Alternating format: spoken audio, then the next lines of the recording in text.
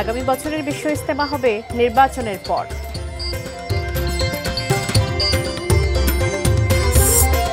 উন্নয়ন বৈষম্যের প্রতিবাদে গণ অবস্থান কর্মসূচি সিলেটবাসীর। গাইবান্ধায় চোর সন্দেহে গণপিটুনিতে ৩ জন নিহত। জয়পুরহাটের কানাইপুকুর গ্রামে বাসা বেঁধেছে বিরল প্রজাতির পাখি।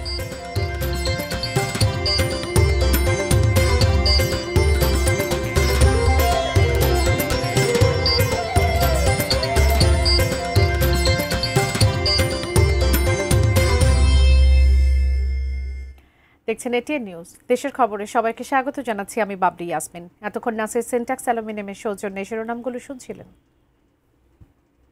বিস্তারিত। নির্বাচনের কারণে আগামী বছর বিশ্ব ইজতেমা রোজার ঈদের পর অনুষ্ঠিত হবে। রোববার ধর্ম মন্ত্রণালয়ে তবলিগ জামায়াতের 2 গ্রুপকে নিয়ে আন্তঃমন্ত্রণালয় বৈঠক শেষে এই তথ্য জানিয়েছেন ধর্ম উপদেষ্টা ডক্টর আ.ফ.ম. খালিদ হোসেন। তিনি জানান, তারিখ চূড়ান্ত হয়নি, তবে 2 পক্ষই নির্বাচনের পর ইজতেমার বিষয়ে সম্মতি দিয়েছে। বৈঠকে ধর্ম উপদেষ্টা ছাড়াও স্বরাষ্ট্র ও শিল্প উপদেষ্টা উপস্থিত ছিলেন। এদিকে ইসলামিক বক্তা জাকির নায়েককে বাংলাদেশে আনতে তার ভক্তরা চেষ্টা করছেন বলে জানান ধর্ম উপদেষ্টা। তাদের একটি গ্রুপ ধর্ম উপদেষ্টার সঙ্গে দেখা করেছে। বিষয়টি নিয়ে স্বরাষ্ট্র ও পররাষ্ট্র মন্ত্রণালয়ে যোগাযোগ করতে জাকির নায়েকের অনুসারীদের পরামর্শ দিয়েছেন বলেও জানান তিনি।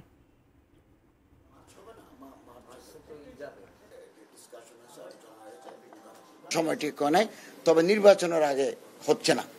ইজতেমাটা উভয় গ্রুপের ইজতেমা নির্বাচনের পরেই অনুষ্ঠিত হবে। এটা বসে তারিখ ঠিক করা হবে। উন্নয়ন বৈষম্যের প্রতিবাদে এবার গণ অবস্থান কর্মসূচি পালন করলেন সিলেটের সর্বস্তরের মানুষ। সিলেট ঢাকা মহাসড়কের দ্রুত সংস্কার, বিমান টিকিটের অতিরিক্ত ভাড়া কমানো, ট্রেনের টিকিট কালোবাজারিদের হাত থেকে মুক্ত করা এবং নিরাপদ পানি সহ সিলেটের বিভিন্ন উন্নয়ন খাতে বৈষম্য ও বঞ্চনার প্রতিবাদে নগরের সিটি পয়েন্টের সামনে সকাল 11টা থেকে গণ অবস্থান শুরু হয়। এতে বিএনপি সহ বিভিন্ন রাজনৈতিক দল, সামাজিক, ধর্মীয় ও ব্যবসায়িক সংগঠনের নেতৃবৃন্দ অংশ নেন। এক পর্যায়ে জেলা প্রশাসক ও পুলিশ সুপারের কার্যালয়ের প্রধান ফটক বন্ধ করে দেন বিক্ষুব্ধরা। গণঅবস্থান কর্মসূচিতে অংশগ্রহণকারীরা বলেন, উন্নয়ন খাতে সিলেট সব সময় বঞ্চিত হয়েছে। বিভিন্ন সময় নানা প্রতিশ্রুতি পেলেও তা বাস্তবায়ন হয়নি। দাবি আদায় না হওয়া পর্যন্ত রাজপথে অবস্থান কর্মসূচি চলবে বলেও হুঁশিয়ারি দেন আন্দোলনকারীরা। কুষ্টিয়া সিভিল সার্জন অফিসে 115টি পদে নিয়োগ পরীক্ষায় প্রশ্ন ফাঁসে জড়িত এডিসির শাস্তির দাবিতে মানববন্ধন ও বিক্ষোভ সমাবেশ করেছেন স্থানীয় দুর্নীতি বিরোধী ছাত্র জনতা। বেলা 11:30টায় কুষ্টিয়া কালেক্টরেট চত্বরে মানববন্ধন ও বিক্ষোভ সমাবেশ করেন তারা। সেখানে বক্তারা অতিরিক্ত জেলা প্রশাসক জাহাঙ্গীর আলমের দৃষ্টান্তমূলক শাস্তি ও অপসারণ দাবি করেন। পাশাপাশি শহরের কলেজ মোড়ে রাস্তা প্রশস্ত করার লক্ষ্যে অবৈধ দোকান উচ্ছেদের পর পুনরায় সেখানে দোকান বরাদ্দ দেওয়ারও প্রতিবাদ জানান দুর্নীতি বিরোধী ছাত্র জনতা।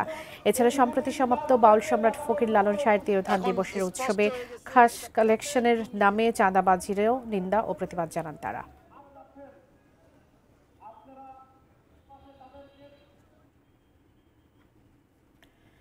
গাইবান্ধার গোবিন্দগঞ্জে গরু চুরি করে পালানোর সময় গণপিটুনিতে 3 জন নিহত হয়েছেন। শনিবার রাত 8টার দিকে উপজেলার কাটাবাড়ি ইউনিয়নের নাসিরাবাদ গ্রামে এই ঘটনা ঘটে। ইউনিয়নের মাঝার এলাকার একটি বাড়ির গোয়াল থেকে সংঘবদ্ধ একটি দল গরু চুরি করা গরু নিয়ে পিকআপ ভ্যানে তুলে পালানোর সময় গ্রামের লোকজন তাদের ধাওয়া করে। এক পর্যায়ে নাসিরাবাদে গিয়ে স্থানীয়দের বাধার মুখে পড়ে তারা। পিকআপটি গরুসহ পালিয়ে গেলেও 3 চোর পুকুরে ঝাঁপ দেয়। পুকুর থেকে তুলে বিক্ষুব্ধ জনতা গণপিটুনি দিলে ঘটনাস্থলেই 2 জনের মৃত্যু হয়। আহত আরেকজন হাসপাতালে নেয়ার পথে মারা যান। নিহতরা বগুড়ার শিবগঞ্জের বাসিন্দা বলে প্রাথমিকভাবে জানা গেছে।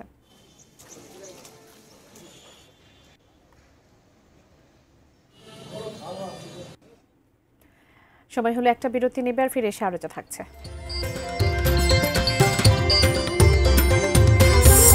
জামালপুরের ঝিনাই নদীতে নিখোঁজ আরও এক শিশুর মৃতদেহ উদ্ধার। রংপুরে রোড ডিভাইডারে স্টিল বিদ্যুতায়িত হয়ে কিশোরের মৃত্যু।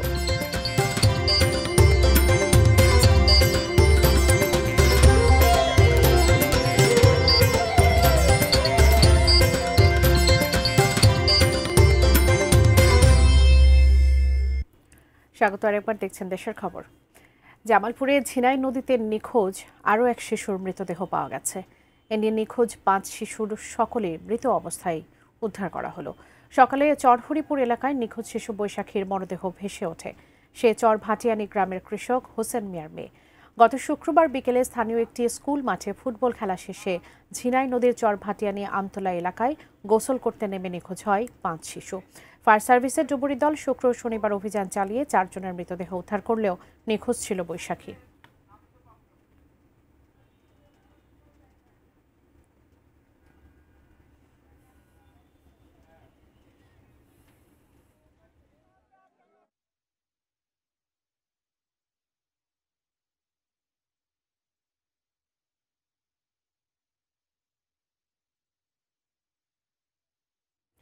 দর্শক, এই মুহূর্তে নির্বাচন কমিশনে ব্রিফ করছেন এনসিপির নাসিরউদ্দিন পাটোয়ারি। আমরা সরাসরি যুক্ত হব সেখানে।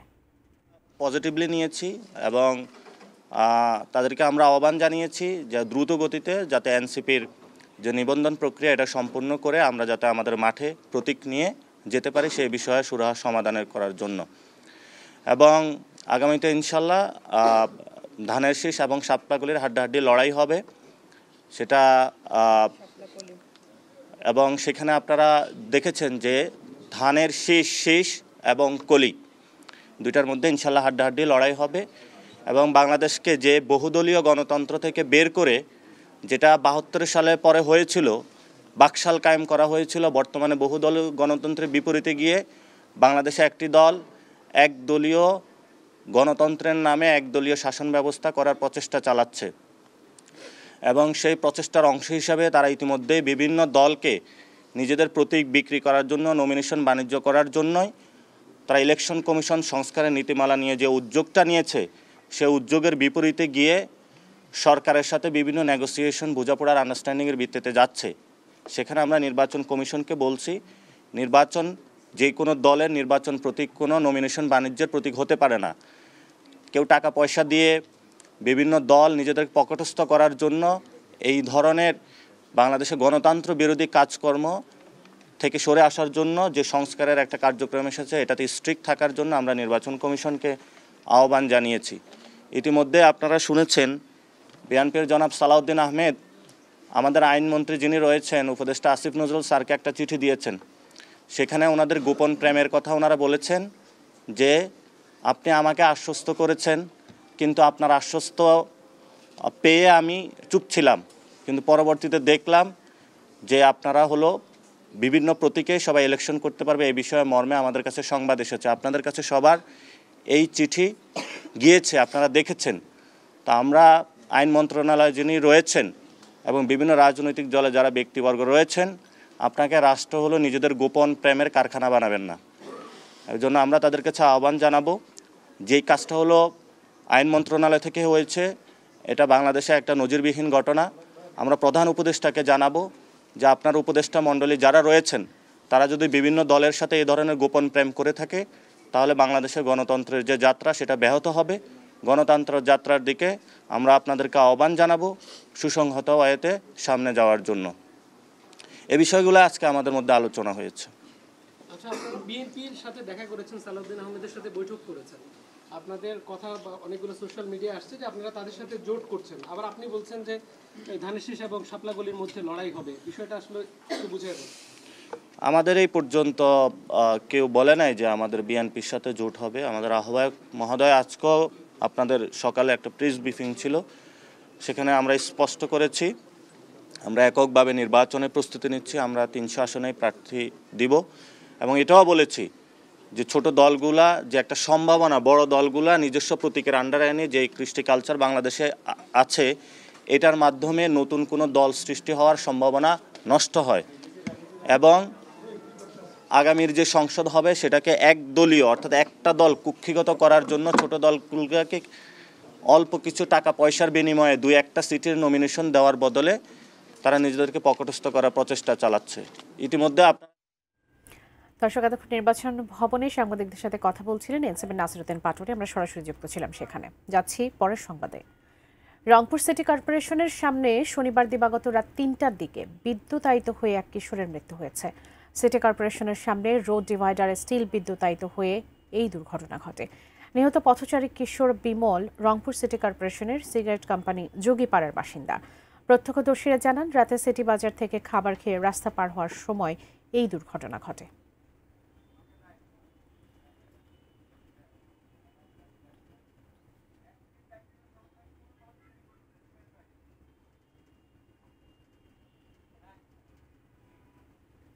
শীত আসছে, এর মধ্যে ঠাকুরগাঁওয়ে চলছে পিঠা মেলা, পাশাপাশি রয়েছে মৃৎশিল্পীদের পণ্যের সমাহার।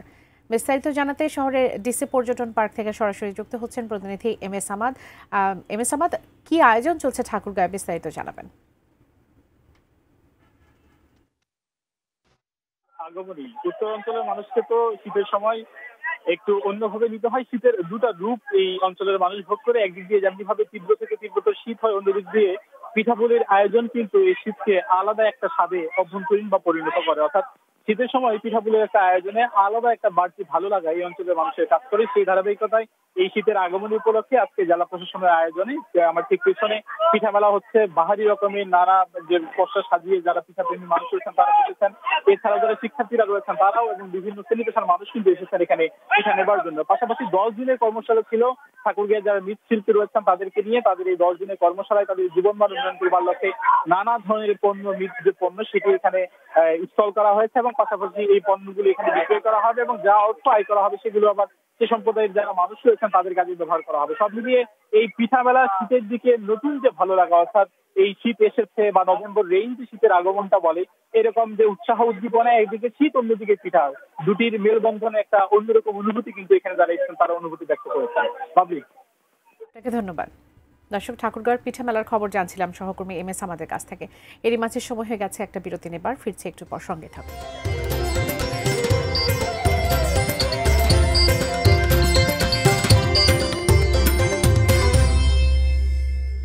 স্বাগত আরও একবার, দেখছেন দেশের খবর।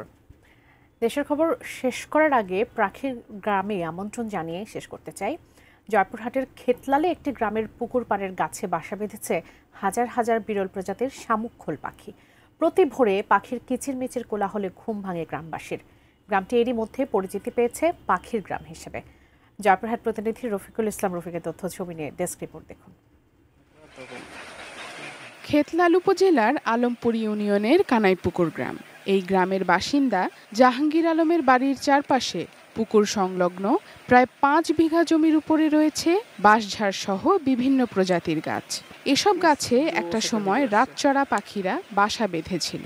এরপর সাদা বক এবং পরবর্তীতে ধীরে ধীরে সেখানে রাজত্ব চলে আসে শামুকখোল পাখির। প্রায় 2 দশক ধরে এই শামুকখোল পাখির স্থায়ী অভয়াশ্রমে পরিণত হয়েছে এই স্থানটি। গ্রামবাসী নিজের সন্তানের মতো করেই লালন পালন করেন এই পাখিদের। এরা সাধারণত এপ্রিল থেকে অক্টোবর পর্যন্ত এখানে থাকে। শামুকখোল পাখি বাংলাদেশে আসেই প্রজননের উদ্দেশ্যে। বাচ্চা বড় হয়ে উঠতে শিখলেই তারা চলে যায় শীত প্রধান অঞ্চলের দিকে। এরা সাধারণত দলবদ্ধভাবেই বসবাস করে। প্রথম দিকে একটু খারাপ লাগতো, মানুষ পাখি শিকার করতো, অনেকের সাথে ঝামেলা হতো। এখন মোটামুটি সকলেই সচেতন হওয়াতে এই কলোনিতে কেউ আর মোটামুটি হস্তক্ষেপ করে না এবং পাখি চুরি করতেও আসে না। আমাদের কানাইপুকুর গ্রামে 2টি রাস্তা আছে। 2টি রাস্তার মাথায় কানাইপুকুর পাখি কলোনি নামে যদি 2টি গেট স্থাপন করা হয় বা এখানে যদি পর্যটনের একটু ব্যবস্থা করা হয় তাহলে দর্শনার্থীরা এসে এখানে আরামায়েশ নিতে পারবে। বেশ কিছু প্রজাতির পাখি এখানে আসে, তার মধ্যে শামুকখোল পাখি পরিমাণটা অনেক বেশি। পর্যটন বান্ধব একটি পরিকল্পনা আছে, তার মধ্যে অন্যতম হচ্ছে এটিকে আমাদের সংরক্ষণ করা, একটি অভয়ারণ্য হিসেবে এটাকে প্রতিষ্ঠিত করা। নিরাপদ আশ্রয় ও পরিমিত খাবার পেলে এরা অনেক দিন থেকে যায়। সঠিকভাবে রক্ষণাবেক্ষণ ও সরকারি সহযোগিতা পেলে এই গ্রামটি হয়ে উঠতে পারে একটি আকর্ষণীয় পর্যটন কেন্দ্র হিসেবে। Sharjana Ananya, desk report, ATN news. দেশের খবর শেষ করার আগে নাসির সেন্টাক্স অ্যালুমিনিয়ামের সৌজন্যে শিরোনামগুলো জানিয়ে দেব আরও একবার।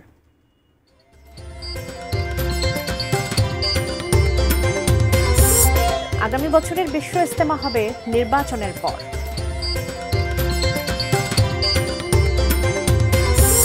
উন্নয়ন বৈষম্যের প্রতিবাদে গণ অবস্থান কর্মসূচি সিলেটবাসীর।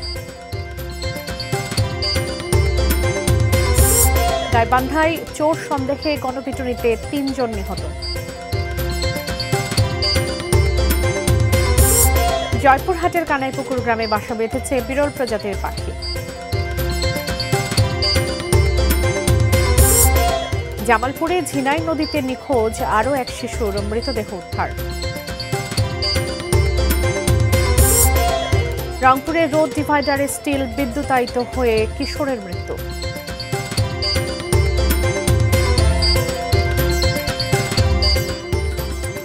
এই ছিল দেশের খবরে। এতক্ষণ সঙ্গে থাকার জন্য ধন্যবাদ সবাই।